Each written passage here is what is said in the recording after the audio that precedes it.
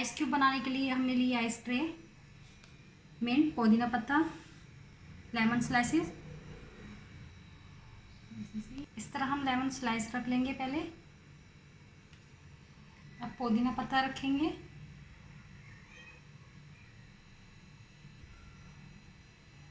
अब हम इसमें पानी डाल देंगे।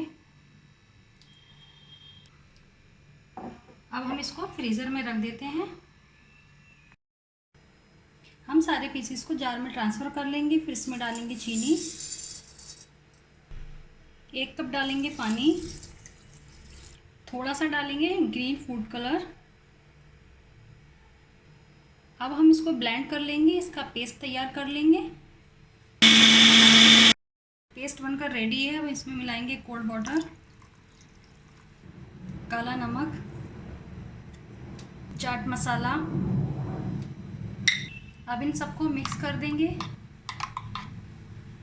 अब हम इसको छान लेंगे छन्नी से। शरबत बनकर रेडी है। अब हम इसको गिलास में निकाल लेते हैं।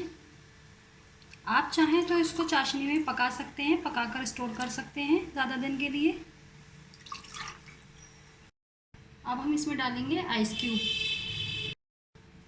आम का शरबत बनकर तैयार है। आपको मेरी वीडियो कैसी लगी प्लीज़ कमेंट्स करके मुझे बताएं।